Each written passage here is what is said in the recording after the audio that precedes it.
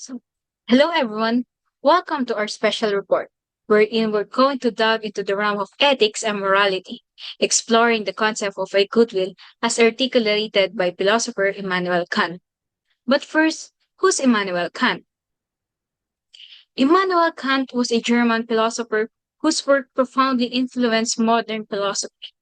He is best known for his works in the areas of metaphysics, epistemology, ethics, and aesthetics.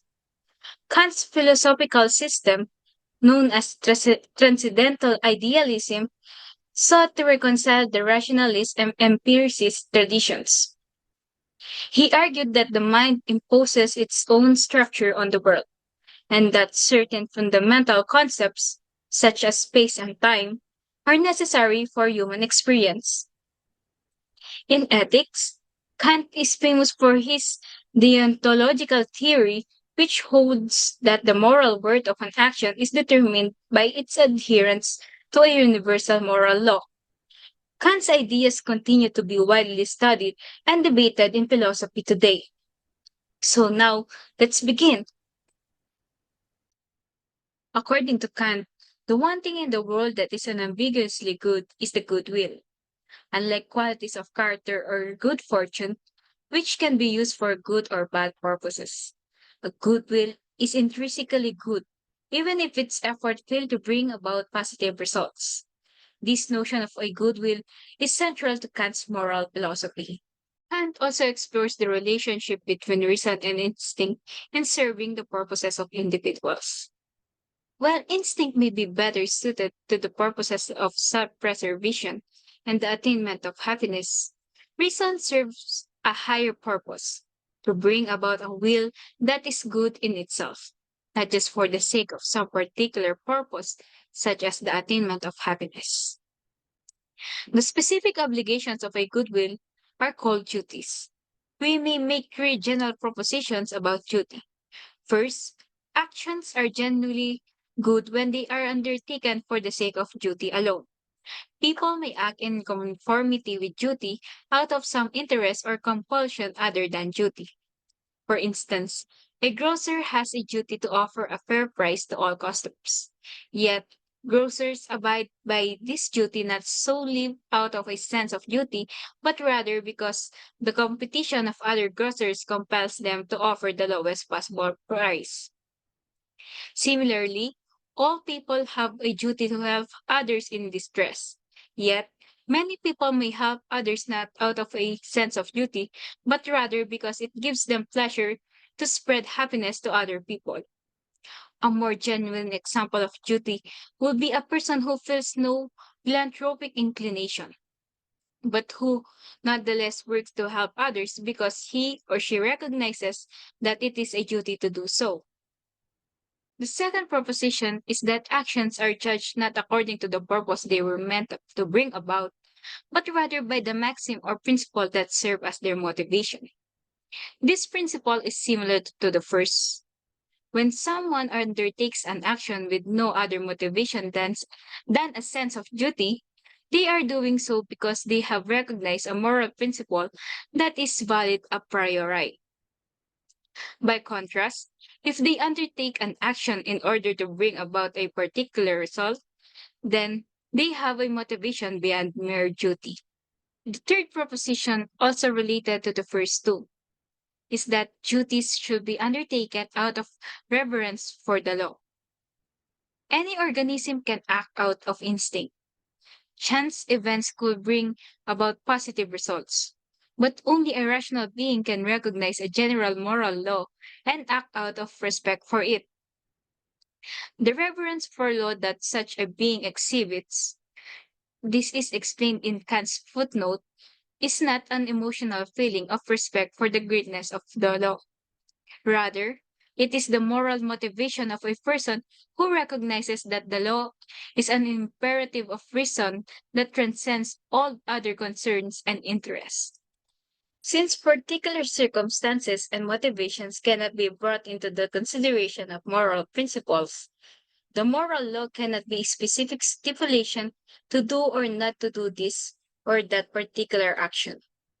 Rather, the moral law must be applicable in all situations. Thus, the law of morality is that we should act in such a way that we could want the maxim, the motivating principle of our action to become a universal law. Giving a false promise is an example of an action that violates this moral law. Some people might reason that they should be permitted to lie in order to escape a difficult situation. Conversely, some people might reason that they should not lie because in doing so, they might create still greater difficulties for themselves in the future. In both cases, the motivating consideration is a fear of consequences, not pure respect for duty. Applying the moral law reveals that lying can never be a universal law. If everyone were to give false promises, then there would be no such thing as a promise.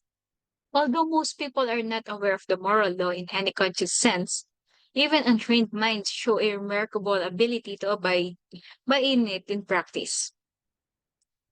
People's intuitive sense for theoretical matter is generally poor. By contrast, their intuitions in the field of practical reason, in other words, their intuitions about morality are generally correct.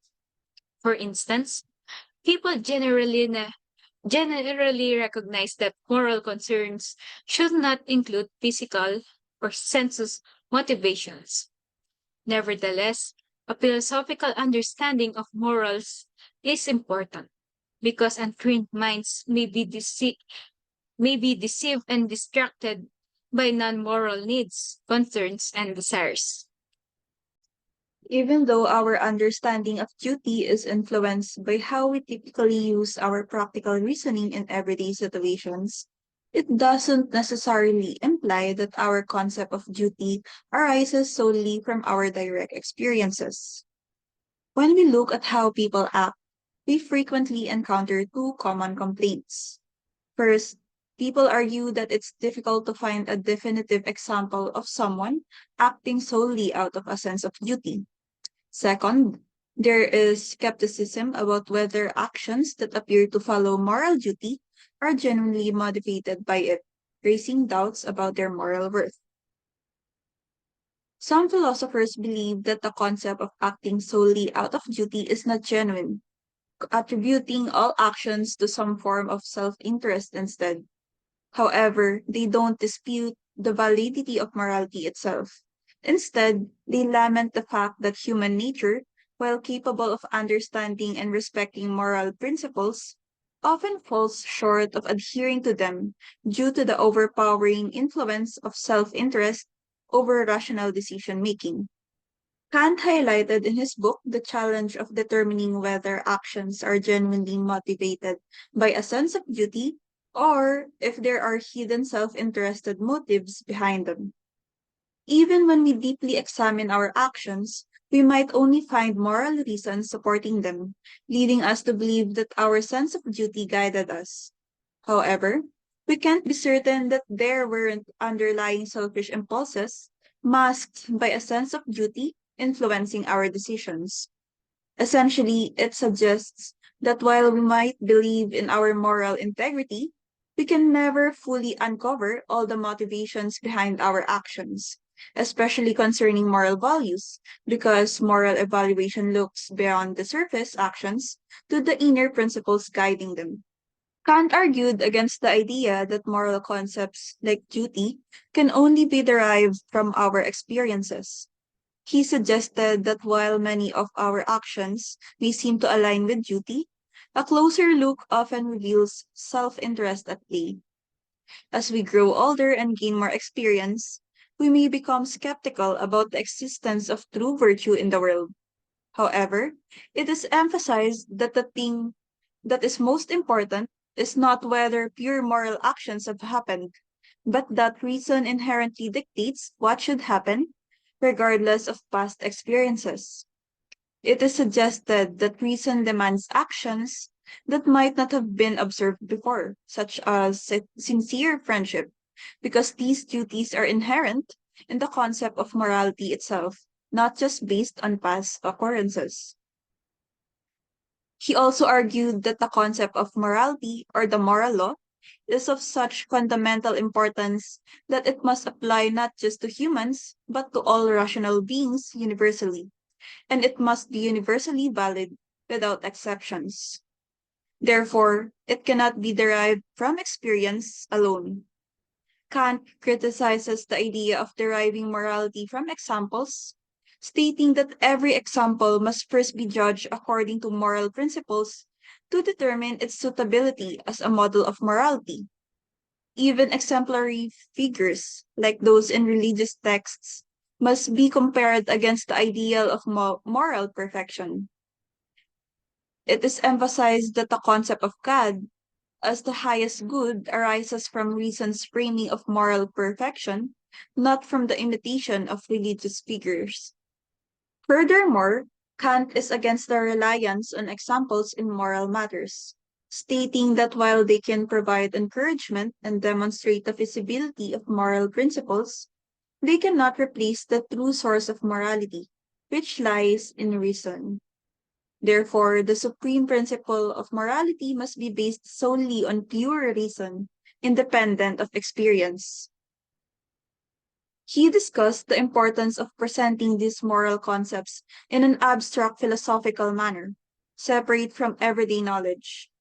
However, they acknowledge that in contemporary times, there may be a need to debate whether to prioritize pure rational knowledge, which is called the metaphysics of morals, or popular practical philosophy.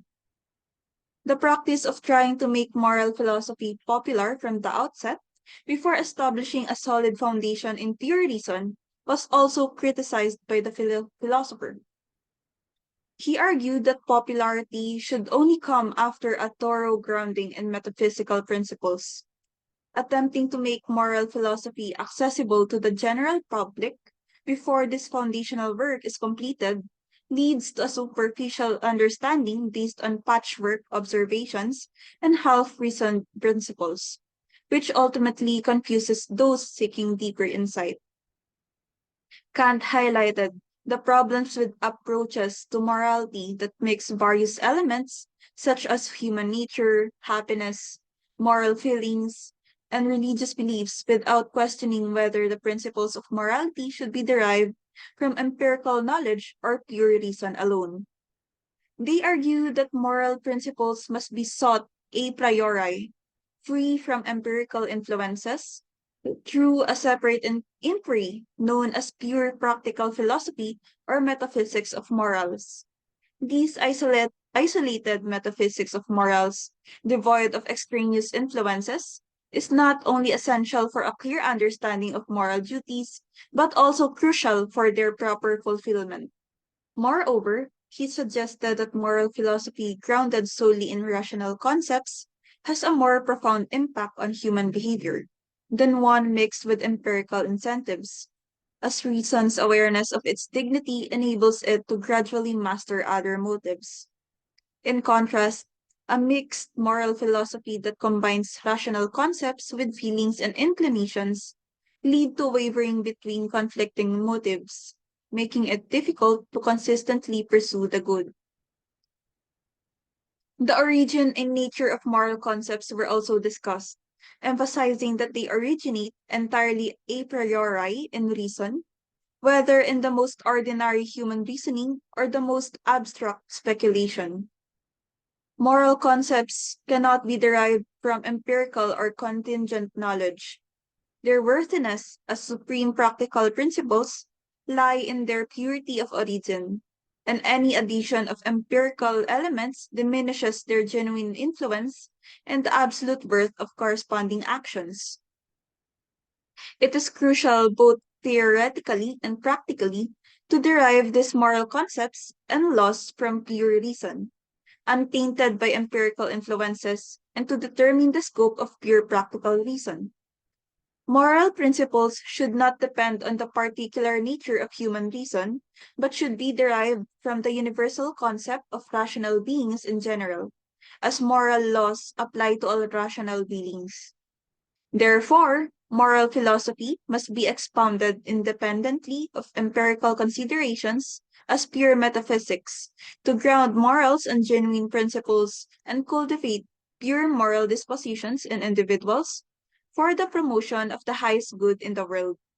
Kant suggested that there was a progression from ordinary moral judgment to philosophical judgment, and then from popular philosophy, reliant on examples, to metaphysics, which transcends empirical limitations and reaches into the realm of ideas. This progression involves presenting the practical faculty of reason from its universal rules of determination to the emergence of the concept of duty. Afterward, he talked about the nature of the will and its relation to reason. A rational being has the power to act according to principles and thus has a will. If reason infallibly determines the will, then actions recognized as objectively necessary are also subjectively necessary, meaning the will chooses what reason recognizes as good. However, if the will is influenced by subjective conditions that do not always align with objective laws, then actions recognized as objectively necessary become subjectively contingent, and the determination of the will by objective laws become necessary, representing a divergence between objective laws and the will of beings not thoroughly good. He then explored the nature of imperatives, which are commands or instructions given by reason to the will. Imperatives can be divided into two main types, hypothetical and categorical. Firstly, hypothetical imperatives are conditional, meaning they prescribe actions as a means to achieving some desired end. They are expressed in terms of if and then statements, indicating that if one desires a certain outcome, then one should perform a specific action. They guide actions based on subjective goals or desires. They are contingent upon the individual's particular aims and preferences. For example, if one desires to become physically fit, then one should exercise regularly. This imperative is conditional upon the desire for physical fitness. On the other hand, categorical imperatives are unconditional and do not depend on any specific desires or goals. They prescribe actions as objectively necessary in themselves, regardless of any desired outcomes. Categorical imperatives are expressions of moral principles that apply universally to all rational beings. They command actions based on their inherent moral worth rather than their usefulness as a means to an end. For example, the moral imperative "do not lie" is categorical because it prohibits lying as inherently wrong, regardless of any potential consequences or personal desires. The distinction between the three roles of imperatives in guiding human action are namely imperatives of skill, counsels of prudence, and commands of morality. So, first, imperatives of skill are concerned with achieving specific ends through the application of technical knowledge or expertise. They are conditional and guide actions based on the goal of accomplishing a particular task effectively. Second, counsels of prudence. They offer advice on how to pursue happiness or well being based on empirical observations and practical experience. They are conditional and contingent upon individual circumstances and preferences. Lastly, the commands of morality. They prescribe actions based on moral principles that are universally valid and binding on all rational beings. They are unconditional and categorical, demanding adherence to moral laws, regardless of personal desires or interests. Now, the question of how categorical imperatives are possible, given their unconditional nature, was then raised. It suggested that while hypothetical imperatives can be based on empirical observations or subjective desires, categorical imperatives derive their objective necessity from reason alone. However, it cautions against assuming that all imperatives that appear categorical are truly unconditional, as they may be influenced by hidden motives or pragmatic considerations. Moving on. Delving into the concept of a categorical imperative, it is a fundamental principle of moral reasoning that applies universally and unconditionally to all rational beings.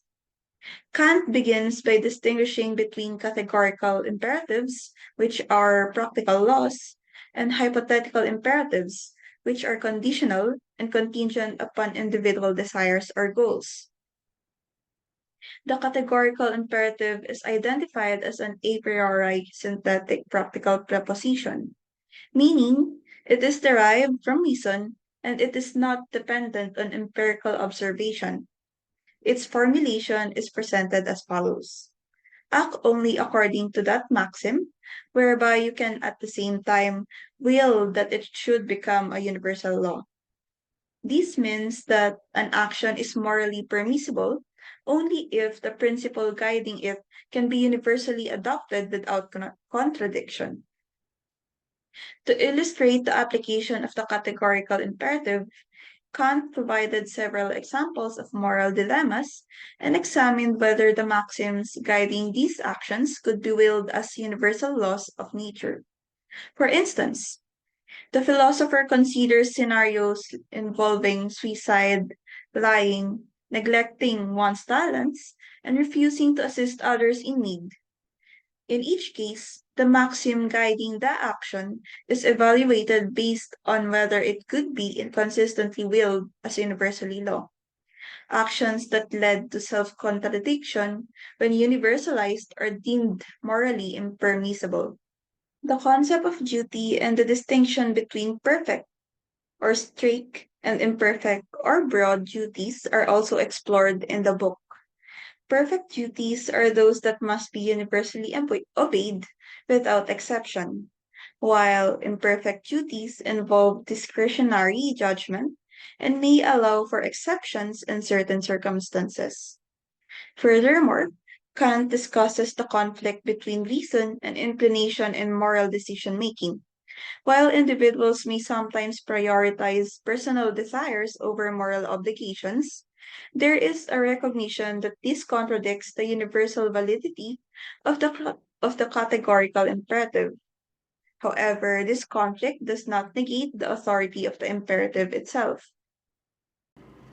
To further elaborate the discussion with regards to the second part of Section 2, which is to establish the categorical imperative as a binding moral law based on reason alone. Kant's aim is ambitious. He wants to show that certain actions are right or wrong inherently, regardless of their outcomes. To do this, he argues that the categorical imperative, the idea that some actions are absolutely required or prohibited, is a law that all rational beings must follow, and he grounds this law in the concept of the will. The will, for Kant, is our faculty of practical reason. It is how we make choices about what actions to take. When we pursue goals and objectives, we use appropriate means to achieve the ends we desire.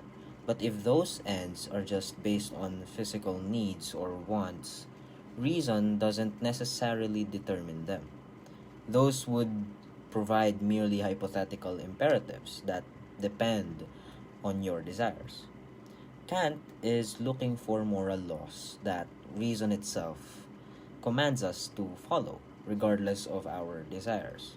For this, the categorical imperative must come from an end in itself, that is given by reason alone. The end in itself is our humanity. As rational beings, we have intrinsic worth above and beyond our utility.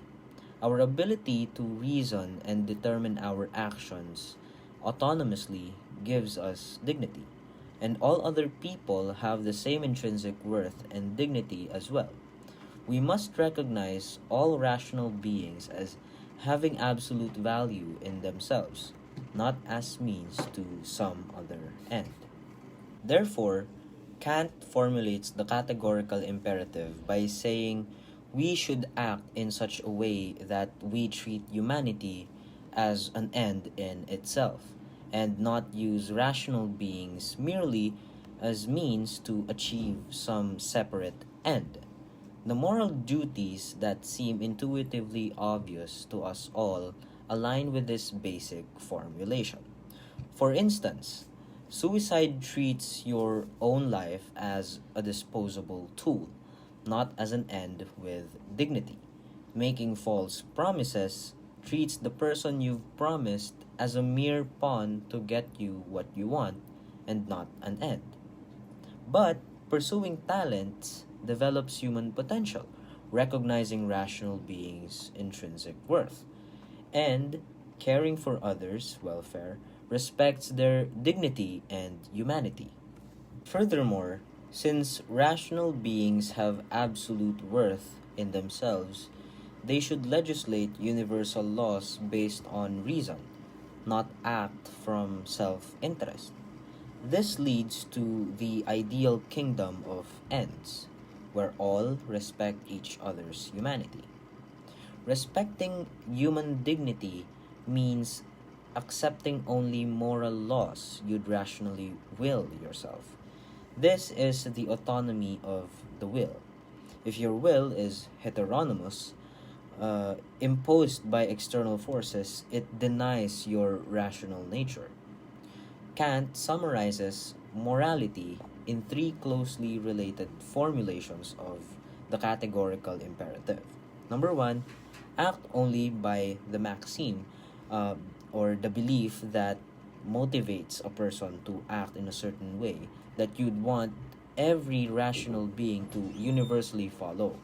Number two, treat humanity as an end in itself. And last, act as if legislating laws in the kingdom of ends. Finally, an absolutely good will acting from duty alone is never in conflict with itself. It chooses reasonable maxims that could be universal law. Its own internal rational nature gives it intrinsic moral value. Now, this pretty much summarizes the ideas that came from the work of Immanuel Kant. Now, here is our sources, and if you want to learn more, please feel free to leave a comment or ask questions during our next in-person class. That's all. Again, I am Giron Dominic VIBAL, along with Aina Sophia MERIñO and Joanna Monica QUILAMAN, and we are Group 5, and thank you for listening.